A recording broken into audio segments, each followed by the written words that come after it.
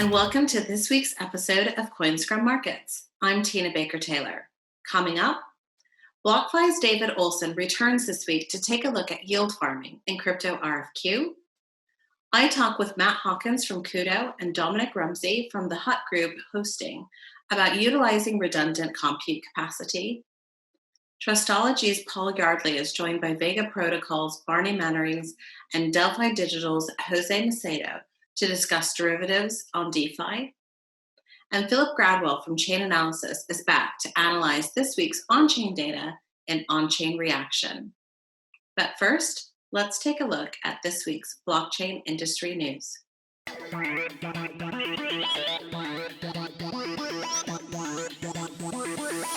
Consensus, the Ethereum development studio, scored a big win this week when the Hong Kong Monetary Authority awarded them the contract to develop the tech for the proof of concept for their central bank digital currency for cross-border payments following on from similar exercises in Singapore and South Africa. Australia exchange Bitpanda also scored a win, announcing a $52 million Series A round led by Peter Thiel's Valor Ventures. The funding will enable the firm to expand across Europe and expand its product line to include giving users access to equities trading in the coming year. Back across the pond, the SEC issued a reminder that the ICO boom of 2017 is still on their radar when it ordered crypto lending platform Salt to refund $47 million to investors as part of an agreed settlement over violation of securities regulations. And finally, Gemini, the crypto exchange owned by the Winklevoss twins, signaled its own intent to push boundaries for blockchain-based privacy within a regulatory-friendly environment when it announced that it will allow shielded Zcash transactions from its trading venues, something that other exchanges have exercised caution over in recent times. Make sure to remember to subscribe to our channel. Next up, Crypto RFQ.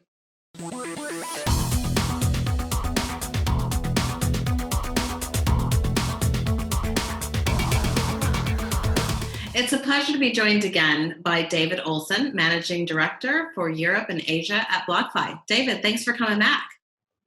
Thank you, Teana. Good to be here. It's great to have you. So today we're going to take a closer look at DeFi and yield farming. So let's kick off with a super simple one. Can you tell us the difference between DeFi and CeFi? Sure. Happy to. So I'll start by explaining a little bit about CeFi. So obviously CeFi companies like BlockFi have shareholders, and we generate the yield that we pay to our retail clients by investing in a loan portfolio. And that loan portfolio yield is determined by our risk appetite, supply and demand in the borrow and lending market, and what other competitors are doing. And then if you look at DeFi, they operate a little bit more, instead of like a traditional bank, they look more like what we call in the UK a building society, or in the US a credit union, where the depositors are the people that are contributing assets are actually the shareholders. And the yield that's generated is generated from their, in some cases from their borrowing and lending activities. And then the risk methodology or allocation or building that loan portfolio is solely determined by computer software, not by humans. Okay, so let's get into that a little bit more detail. So where exactly does the yield come from? So from DeFi protocols, obviously some of them do different things. But you can think of a DeFi protocol again like a company where the shares are the tokens that are issued to its community members or the people that use the protocol. And the profits from the activities of the protocol are essentially the yield that's then paid out to those shareholders or token holders. Okay. And then every so often, the company will issue, like a company that's had an extraordinary quarter or an extraordinary year that issues bonus shares or options to its staff, they'll issue those tokens to their community members. Okay, so yield farming. Can you take us through the mechanics of what exactly is farming? Sure. So farming is borrowing, lending, or leveraging of assets across different DeFi pools. Similar to if you had a savings account at one bank and moved it to another bank dynamically based on which was paying higher interest rate. Event farmers basically move their assets from one pool to another to optimize the yield that they're getting.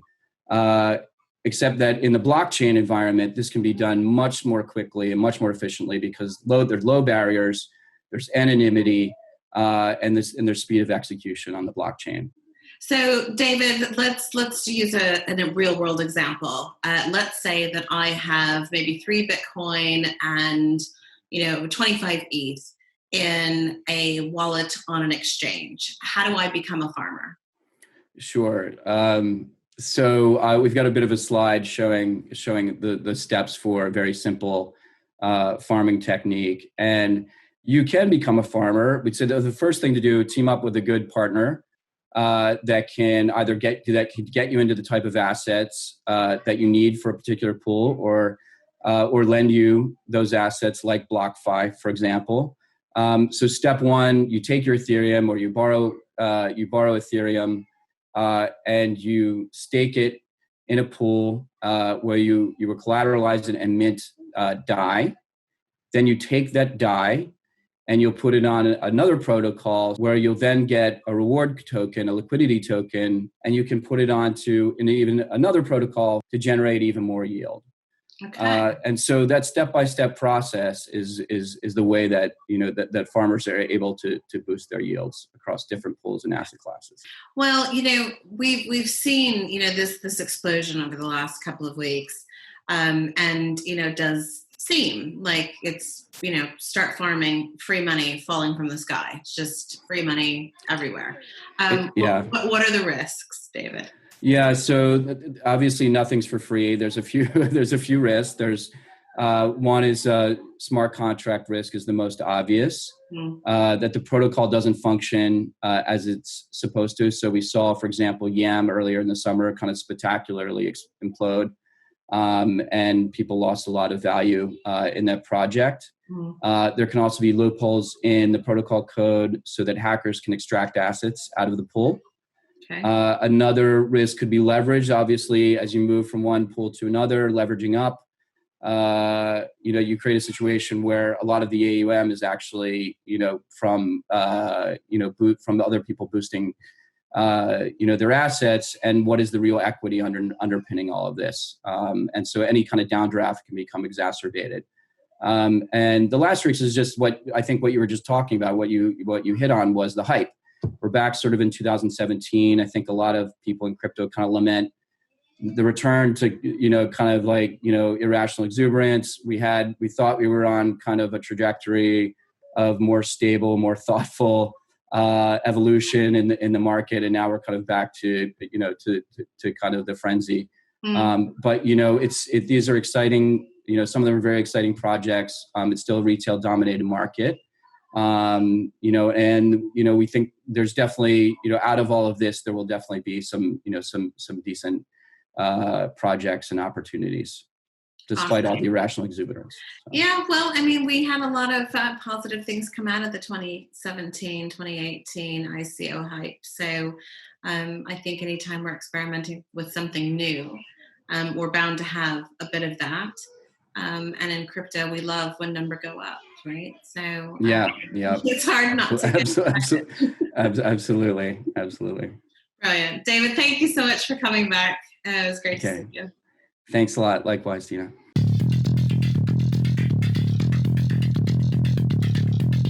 A side effect of the rapid expansion of the cloud computing and gaming industries over the past few years has been that a large amount of redundant compute and network capacity is often left unutilized.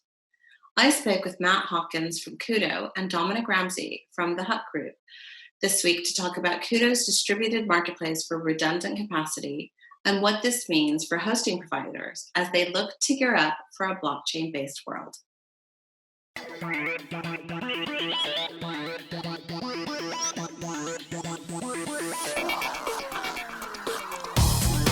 I'm delighted today to be joined by Matt Hawkins, founder and CEO of Cudo, and Dominic Rumsey, VP of Hosting at the Hut Group. Gentlemen, thank you so much for joining us today.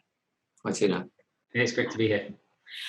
So the decentralization narrative of the last few years has moved beyond the notion of value transfer and smart contracts to things such as dedicated file storage and video rendering blockchain networks.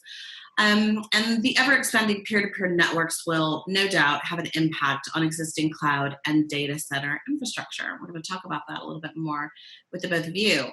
On one hand, the distribution of billions of ever more powerful and efficient consumer devices will continue to grow. And on the other hand, large data centers will continue to gear up for the surge in demand for computer and network capacity to service the demand for AI, IoT, video on demand, 5G, etc., and a number of blockchain-based services, but just to name a few.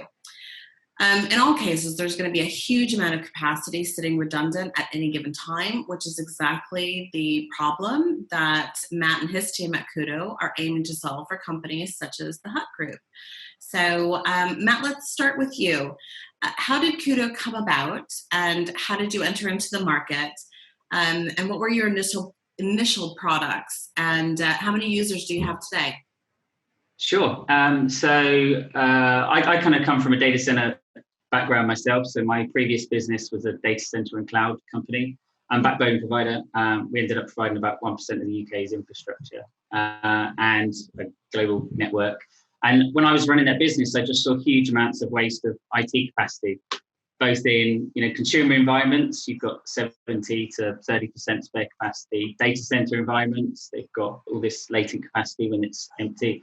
And then backbone providers have got even more spare capacity. So, what I wanted to do was to build a platform that was able to make use of this spare capacity. So rather than keep building brand new data centers and new server platforms, let's make use of what's out there and come up with a much greener solution than having all this spare capacity out there. Yeah. So I started that company in 2017, and we put together a team to build it, to make it possible. And it's the first time really technically and market-wise that you've actually been able to build something like this and for it to work. So we focused on building a platform that can instantly make access to any computing on any device, be it Windows, Linux, Mac. And that device is then able to do things like blockchain compute, do mining, you do video rendering, AI, video streaming. So we focused on kind of three different areas. One's the gaming market, one's the mining farm market because they're high in graphics cards, and then one's the service provider and backbone provider network. And that really gives you most of the compute in the world. So okay. our products are applications that can be downloaded, installed on any machine, and then instantly monetizes that hardware, be it any of these different types of workflows. So, and then customers can either use it to generate revenue, or they can use it to buy computing capacity. Fascinating, interesting. So, So Dom, from a large-scale hosting provider's perspective, tell us a little bit about the Hut Group. What's your typical customer, and what are the current pain points for an operation such as yours? Yeah, sure. So the Hut Group are a e-commerce technology provider, and the part of the Hut Group that I work for, THG Hosting, we are an IT infrastructure provider. We provide kind of sort of a range of services from co-location to bare metal, and then through to managed hosting and virtual machines as well. The area of the market that we kind of sort of mainly address are those organizations that they have a compute requirement that usually they can't really take to some of the hyperscalers and some of the large public cloud providers, because either they don't deliver the performance that's required, that those applications need dedicated components, and they don't behave particularly well in virtualized environments, or because of how some of the charging models work, things like metering, data egress, and so forth. Those type of applications actually kind of sort of suit our environment quite well. So we do a lot in kind of sort of fintech, ad tech, gaming. But one of the challenges that we do have, Teana, as Matt has experienced in a previous life, is that there are some times of year whereby we're kind of sort of at a sellout. Maybe a gaming season is a good example, whereby we kind of sort of stretch the capacity of the infrastructure that we have to offer, and also the pretty massive network that we operate globally. And then there are other times of the year when obviously there is capacity going spare, and Cudo kind of sort of addresses that topic in a particularly interesting way. Fascinating. So kind of like just any network grid, right? So, the power grid, for example, in Los Angeles in August is going to be at peak capacity because everybody has their air conditioner on versus, December, for example, that type of ebb and flow. Yeah, that makes sense. So Matt, although this is a new product, you're clearly deeply embedded in this whole world of crypto, especially around the mining sector. So what have the earlier products taught you about both the potential and challenges of working with distributed peer-to-peer networks? Yeah, so in the mining space, actually, we built an application. It's an intelligent application that can chop and change what the device is doing so that it's always the most profitable and always runs the best applications on that machine. Mm-hmm. But working with mining farms, we found that their management platforms and infrastructure just can't cope with that. Mm. So, we ended up building our own management platform that could automate the entire process, which means that's how you can actually then send any types of compute workloads. So rather than always just mining, if we can fill 5, 10, 20% of the time with these compute workloads, then it makes it much more profitable. And also it's obviously much better use of that infrastructure. Mm-hmm. And then we've now started working with other blockchains. And one of the things that we're seeing is the cost of gas on Ethereum, for example, has gone through the roof.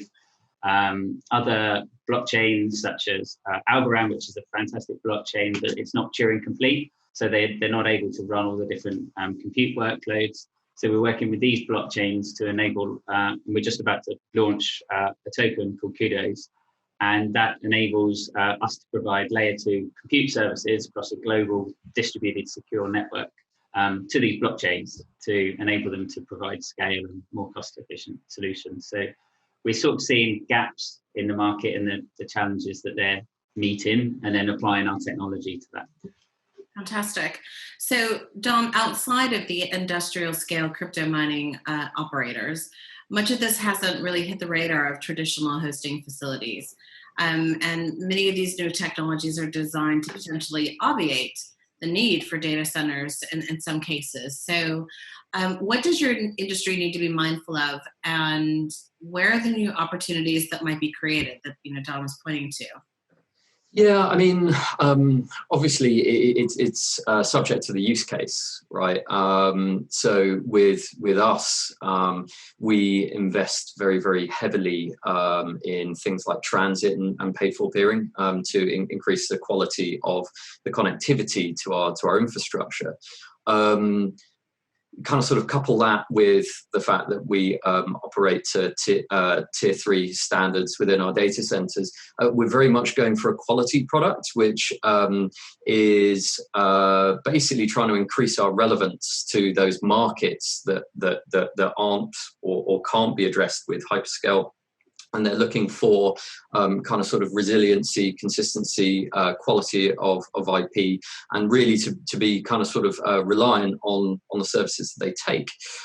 So yeah, for us, it's just making sure that we are as relevant as possible to those markets that we're addressing. Which so give us an example. What are some of the sectors that are likely to be able to benefit from this the most? Yeah, sure. I mean, a great juncture for any business is where they're going from development to production.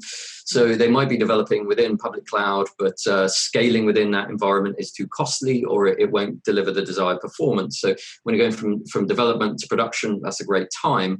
Also, when markets hit certain maturities, so for example, some of the blockchain-related technology, as that kind of sort of becomes more commonplace and organizations start moving from development to production.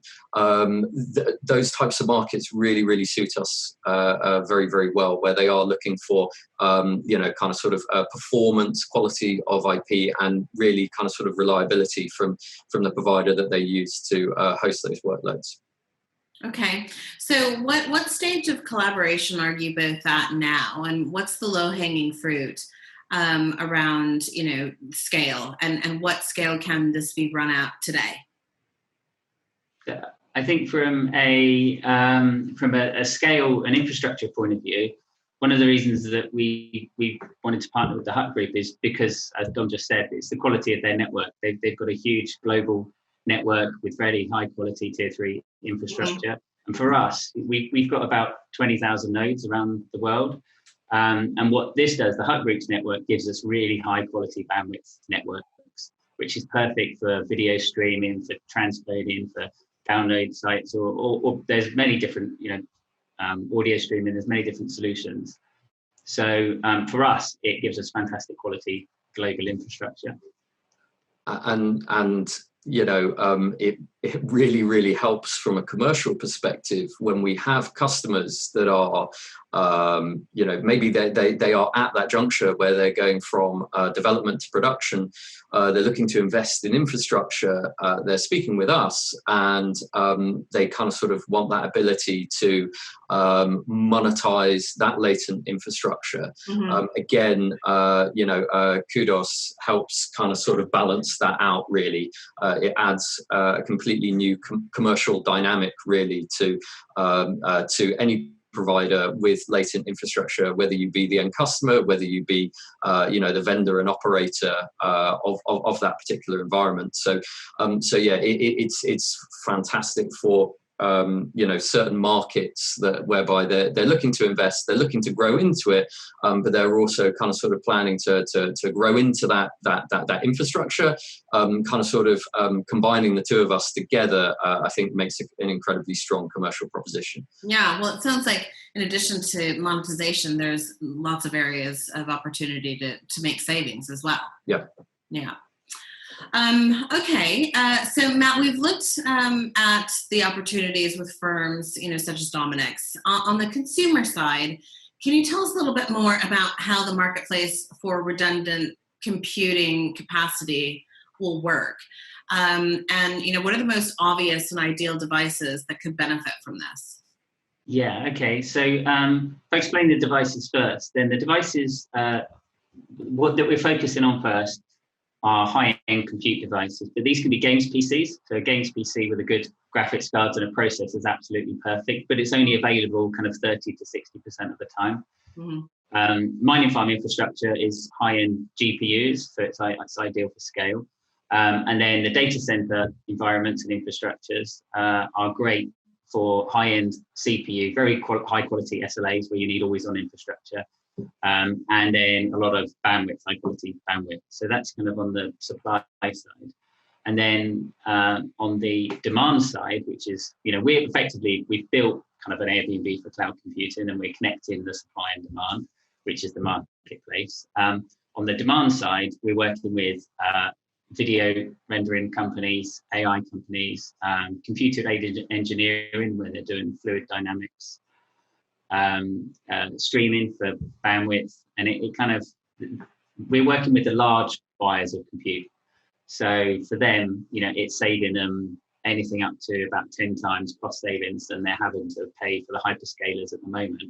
But actually the only option for them right now is the hyperscalers, because if you've got a project or a business and you need 10,000 servers, you can only go to the hyperscalers for that. Whereas using our network, you can go to 20 different service providers, and we distribute it out so all these service providers can actually compete for the first time. And what's on your roadmap over the next 12 months? What should we be on the lookout for? So what we're doing, so at the moment, all of our management platforms and software that runs on the end clients, that's all available publicly. The actual connecting the supplying, buying compute at the moment is privately available. So over the next 2 quarters, that we're going to make that publicly available. And then also, actually, we're just launching our token so that we can use our network to provide compute oracle services to other blockchains like Algorand and Ethereum to make it much more cost effective. But also it means that these blockchains that are quite often tied to what you can do on them, all of a sudden you connect to outside APIs and data services. We're partnering with a lot of other blockchains to enable them to expand their networks. So it's kind of on the expansion of compute and on the expansion of blockchain. Fantastic. Gentlemen, thank you both so much for joining us today. This is a really interesting topic and one that we don't typically cover on the infrastructure side. So it's really exciting to see how you guys are addressing the ever-growing technology needs that the way that we're working and transacting today is generating. Thank you both so much. Okay, thanks, Teana. Thanks, Teana.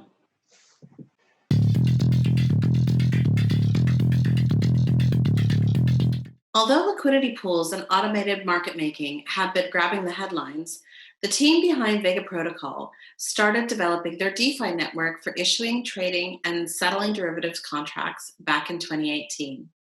With the launch imminent, CEO Barney Mellarins and Delphi Digital's Jose Macedo joined Trustology's Paul Yardley this week to take a closer look at the challenges the industry faces if we're to see these multi-trillion-dollar markets migrate over to these new networks.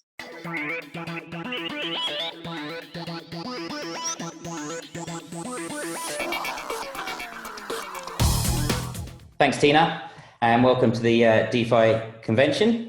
My name is Paul Yardley, and I'm head of software engineering at Trustology. We're a crypto custodian wallet provider.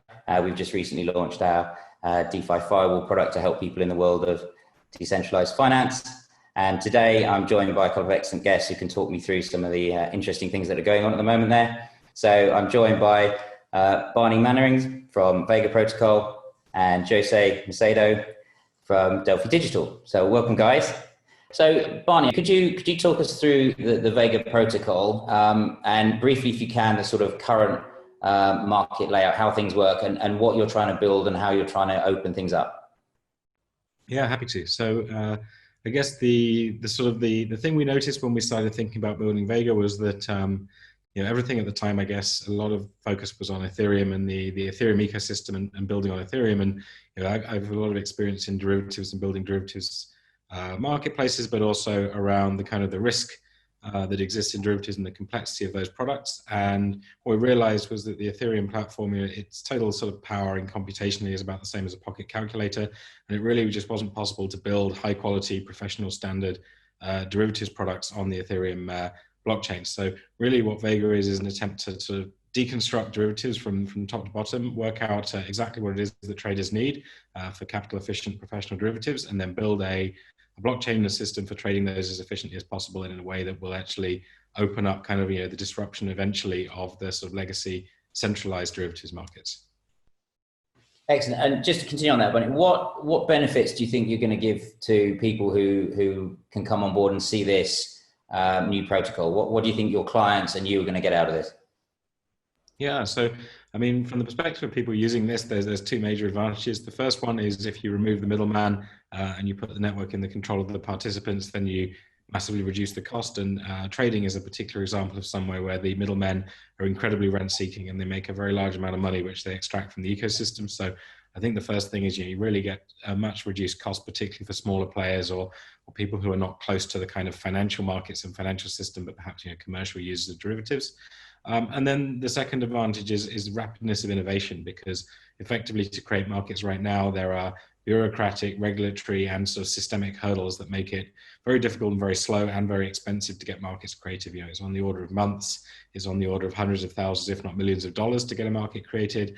You may or may not be successful, and you're at the whim of other people. Whereas with a protocol like Vega, you can literally deploy a proposal for a market and liquidity in sort of hours, really. Obviously, there's a bit more time required to specify and create the market in terms of the kind of the work up front, but the actual process of taking that market live is really, really quick.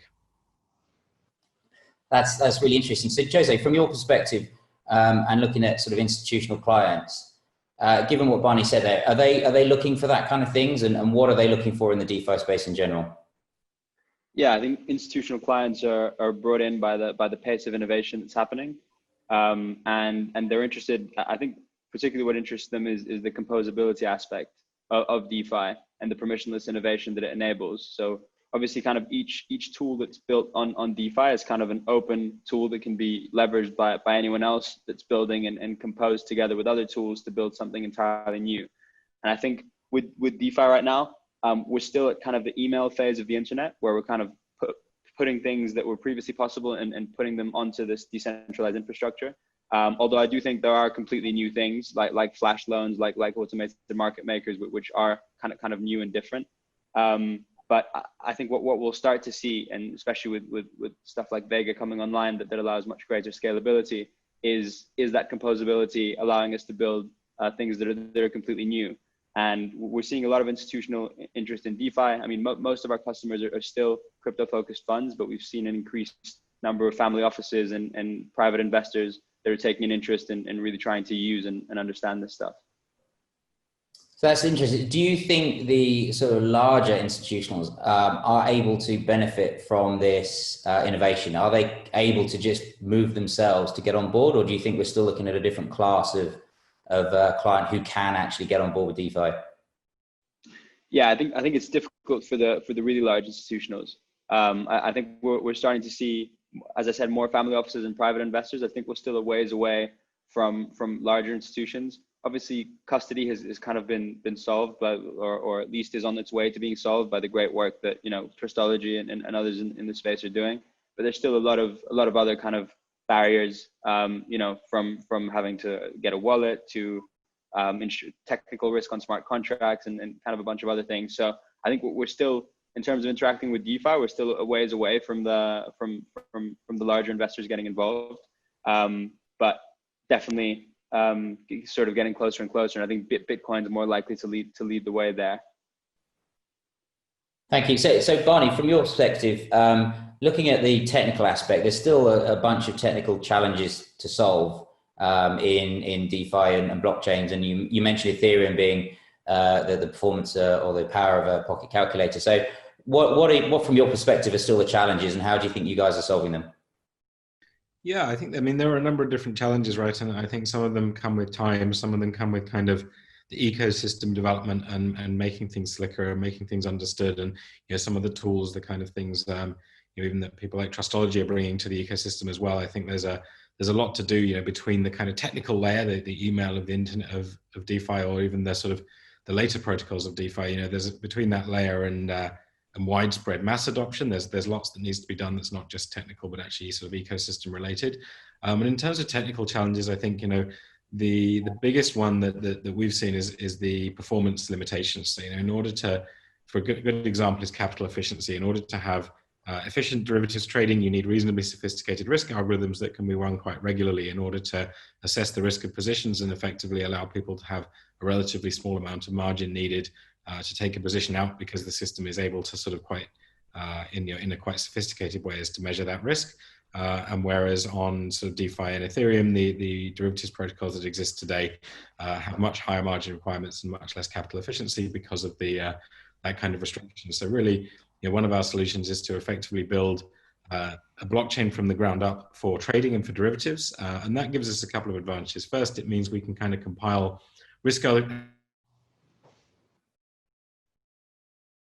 them faster, better, and more reusable for markets. But the other advantage it gives us is this kind of sort of idea of vertical integration. So kind of, sort of like what you see people like Tesla or SpaceX or Apple, where they kind of control the whole stack. So if there's something that's ideal, for instance, in trading, it's useful if you don't pay to place an order, you only pay when you trade. You can't do that on Ethereum. You've got to pay gas for every interaction with the chain, whereas on Vega we can actually design the chain to work in a different way so that orders can be placed for free. So really things like that, where we control the entire stack with our chain. We can also kind of prioritize the performance of trading, the capital efficiency, and the risk management.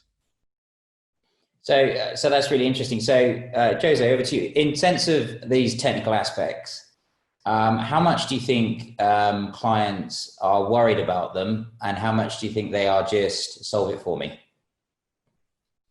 I think clients are worried about them. The kind of the recent success of Nexus Mutual, I think, is a testament to that. You know, there's a lot of technical risk in a lot of these DeFi platforms, and I think Nexus Mutual has done a good job at addressing that. But there's going to be other solutions that emerge. Most of our clients, even when they're not technical, they do like to dig into the technical aspects and try and understand them. I'd say one of the main focuses, especially given the type of clients that we have, is on the kind of value capture aspect, because what we find with a lot of these DeFi protocols is because they're built in this new way in which everything is open source, permissionless, and therefore forkable, that value capture becomes much more difficult, because you can't just kind of lock other people out and charge a fee. Any kind of excess rent extraction just gets forked away and made cheaper. So DeFi products also really have to innovate in the ways that they capture value, with building kind of network effects that can't be forked. Whether it's kind of community or integrations or liquidity, security, these kind of network effects are what these DeFi products really have to focus on. And it's kind of a different way of looking at a financial product or a business than what they're used to, where kind of regulatory moats exist and stuff, that none of that exists in DeFi. So I think that's what most of our institutionals are spending a lot of time on, is trying to understand the instruments and the ways in which they can capture value and be defensible long term. So how do you think we, as an industry, we're going to get more institutions to come on board and remove all these hurdles that we've kind of talked about? And also, do you think that some of the, less honest DeFi protocols are kind of going to get in the way of, they're going to bring down the reputation of DeFi as a platform? So, Barney, on that point, what do you think? I think depending on which of the sort of which of the hurdles you're thinking about, there are different solutions to them. And for example, some of the hurdles that we're talking about there will be reputationally solved. So, for instance, simply by having networks and organizations that last for longer and develop a reputational advantage, that will be very, very helpful. And some of that will come from time, but that will also come from things like audits and experience as well. And more people, people like Gauntlet, who are doing a lot of work in analysis of these kind of protocols as well, are very helpful there, because they help everyone to increase their understanding of what's going on. I think there are also things we can do in the protocol layer to help with some of these things. So on the compliance side, there are ways that you can build, you can have kind of permissionless trading, but you can also have kind of constraints on that trading. And that's something we're looking at Vega for a later version of the protocol, is the ability to people to effectively constrain their trading, the matches of their trading to other participants that they're comfortable to trade with based on their kind of compliance requirements. And then, I think the other thing is to help people understand that they're going to get a high amount of value from this. And, depending on the size of the organization, it's harder to convince compliance or easier. But ultimately, when it's cheaper, better, safer, or you can sort of hedge a risk or take a position that you can't do elsewhere. When people see that and they see the value of other people doing that and they see what it means for their business, ultimately people will be very interested and will want to use it. So I think part of this is actually getting beyond the kind of the crypto hype phase, where effectively it's people in crypto spending their crypto on protocols and yield farming and kind of recycling the same money back and forth within the community, getting out of that and actually getting out into the real world and saying, here is how this technology makes trading better, cheaper, more accessible, helps you solve problems you couldn't otherwise solve. And once people see that, they will start to demand it. Thanks. It was super interesting. So, Jose, on the sort of compliance side, so we've got things like AML and KYC and things like that. How important is that to institutional clients to get all of that sort of solved before they come on board? Or do you think they're prepared to take a little bit of, it's not quite there yet, we'll see how it goes? I think it is important, but just to touch, I guess, on what Barney said as well, I think real value is the key. Creating real value that's not, people aren't going to use these products because they're decentralized, because they're censorship resistant. I think they really have to have architectures that are fundamentally better and more efficient. And a lot of people, there's a lot of obviously less interesting stuff happening with yield farming, and recently there's been a lot of stuff doesn't make much sense, but there's also been I think incredible successes that we should also highlight, in terms of I can now get better execution on stablecoin trades on a decentralized exchange than I can on a centralized one. I can get better on Curve than I can get on a centralized exchange. Uniswaps has become more efficient than centralized exchanges for various different types of for various trading pairs. So I think those kinds of improvements are what we really need to get people interested, rather than as Barney said, recycling capital, and rather than just kind of pounding the table about decentralization and censorship resistance and stuff. I think when this stuff really gets interesting is when you can encode incentives in a way that eliminates middlemen and makes the systems more efficient.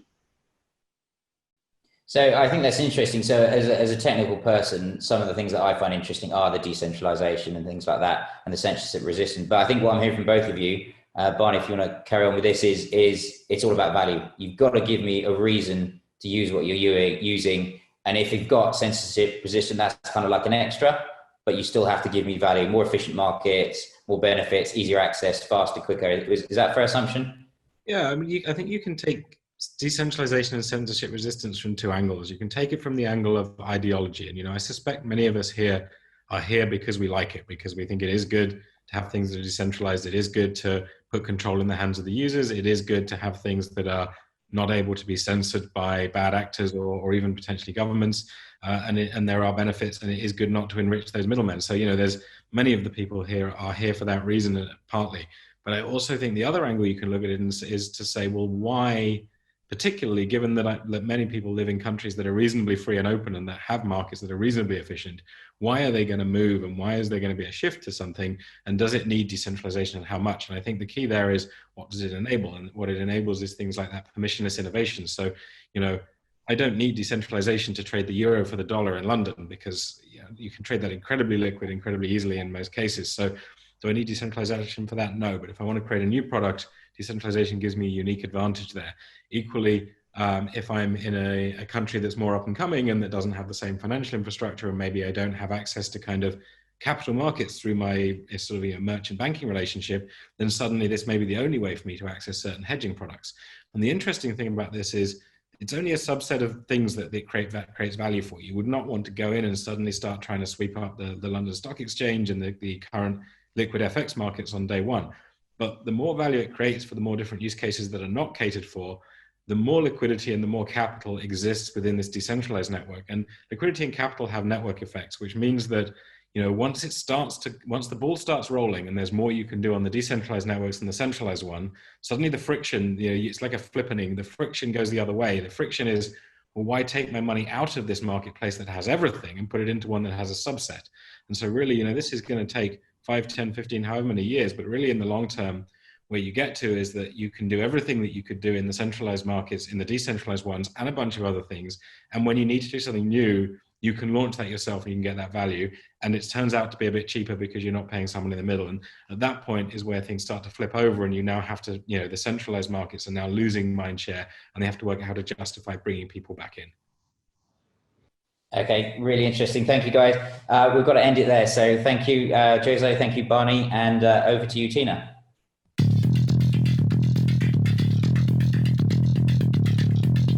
Next up, Philip Gradwell returns for this week's on-chain reaction.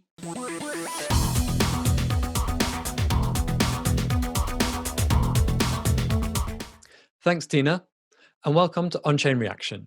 I'm Philip Gradwell, the Chief Economist at Chainalysis, back to tell you about what's been happening on the blockchain this week. Starting with prices, Bitcoin is in its 10th week with an average price above $10,000. And that actually is pretty extraordinary. There's only been 2 other times where Bitcoin has maintained a high price above 10K for multiple weeks. The first one, of course, was back in late 2017 to early 2018, where it managed 13 weeks, and then again in mid to late 2019. So we are getting close to one of the longest periods where Bitcoin has maintained this high price. Recently, in the last week, the Bitcoin price has been relatively flat. And if we look at the amount of Bitcoin that's being held on exchanges, it likely increased a small amount. You can see here the solid line at the top, that's the upper bound of how much Bitcoin we think flows in net to exchanges each day. And then the shaded line at the bottom is the lower bound. And for multiple days over the last week, both the lower and the upper bound have been above zero, saying that balances have overall been increasing. So it's likely those balances have been increasing, but not by a huge amount. So overall, the market is just kind of moving along. I actually think the bigger story is in the longer term fundamentals, which have been strengthening recently. Here, we're looking at the liquidity of Bitcoin. This is a metric that I use at Chainalysis to understand what's going on over the longer term. Illiquid Bitcoin is Bitcoin that is in wallets that retain more than 2/3 of the Bitcoin that they receive. So their wallet's really holding on to their Bitcoin. Liquid Bitcoin, on the other hand, keeps Bitcoin in circulation, sending most of that Bitcoin on. And while the majority of Bitcoin is illiquid, looking at this chart, which goes back to the start of 2019, we're seeing that steady increase in Bitcoin that's being held in these illiquid wallets, which are typically investment wallets. On the other hand, liquid Bitcoin, well, that's actually been declining. And that means there's actually less Bitcoin available to buy, say, on exchanges. So for Bitcoin, more and more is being held in these liquid investment wallets, and less is actually available to purchase. Ethereum has a different story. The majority of Ethereum is actually illiquid, but a lot of that is holdings from the early token sale that hasn't moved for a long time. But then there is an increasing amount of Ethereum that's liquid. So it's actually in kind of fast circulation that's been moved relatively recently. And that increase in liquidity has come with the growth in DeFi opportunities. You can definitely see that towards the end of 2020. And so what this means to me is that actually the fortunes of Ethereum are increasingly tied up with the fortunes of DeFi, which have been good for the last couple of months, but there's a lot of volatility in that. We can also look at the liquidity of Tether holdings here on the Ethereum and on the Bitcoin blockchains together. There's been a lot of issuance of Tether over the recent weeks and months. And what we're seeing is that as that Tether is issued, and potentially as the macro environment worsens with COVID recessions and everything else that's going on in the world, Tether is increasingly held as a store of value. And we can see this by the growth in Tether held in these illiquid wallets. Yes, currently the majority of Tether is held in these liquid wallets, but it's really surprising that close to that amount is held in these illiquid wallets. For me, it's very interesting that people are choosing to actually just get Tether and hold it in their wallet rather than using it to trade or even as a means of payment. Instead, people are holding onto it as if it's a store of value. Now, a lot of this data you can actually get at markets.chainalysis.com. So go visit if you want to see this live when I'm not on Coinscrum every week. But in summary, cryptocurrencies, they continue to maintain their high prices. There is short-term price volatility. It remains a risk. I believe as people balance the macro and the crypto risks. So on the one hand, there's what's happening in the stock market and the broader economy. On the other hand, there's just the inherent volatility that is still present in cryptocurrency as holders change their positions. Bitcoin, however, does have this fundamental support that we see by its growing demand as digital gold. And as more people choose Bitcoin as digital gold, that makes it even scarcer and creates an upward pressure on the price. DeFi is increasingly influencing Ethereum. So as I mentioned, expect that volatility as DeFi experiments both succeed and fail. And new Tether issuance is increasingly stored rather than circulated. And really just suggests this fascinating preference for holding digital dollars. It may be that as the macro environment has worsened, people are keen to move out of their national currencies. They want dollars, but it's interesting that people are choosing digital dollars rather than US Treasury dollars. So that's it from me. Back to you, Teana. You've been watching Coinscrum Markets. Thanks for joining us. See you next week.